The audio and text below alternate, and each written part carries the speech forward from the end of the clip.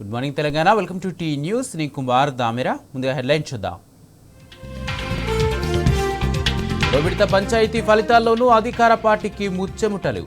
గాంధీ భవన్ గాండ్రింపులు గాలికే, అధికార బెదిరింపులకు పాతరేసిన పల్లె.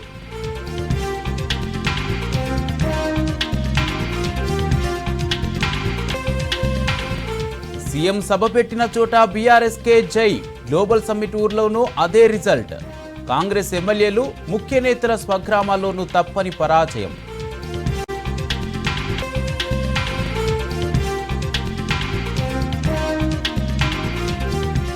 సీఎం మంత్రులు తిరిగినా సగం సీట్లు సాధించడానికే హస్తం తంటాలు.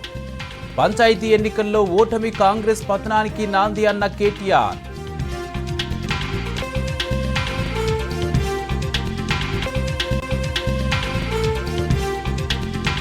మూడో విడత పంచాయతీ ఎన్నికల్లోనూ పలుచోట్ల కాంగ్రెస్ అరాచకం. గులాబీ నేతలపై దాడులు. జగిత్యాల జిల్లా పైడిపల్లిలో పోలీసుల కాల్పులు.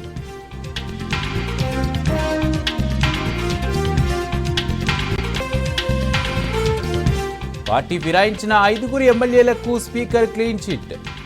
బీఆర్ఎస్ ఫిర్యాదులపై ఎలాంటి ఆధారాలు లేవంటూ తుది తీర్పు.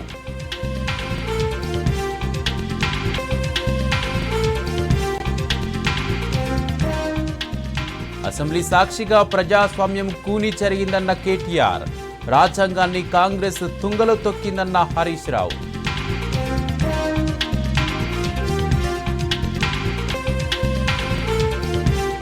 కాంగ్రెస్ ప్రభుత్వం ఎంత యూరియా ఇస్తే అంత తీసుకోవాల్సిందే. ఒక్క రోజులో తీసుకోకపోతే బుకింగ్ రద్దు చేస్తూ యాప్లో రూల్స్.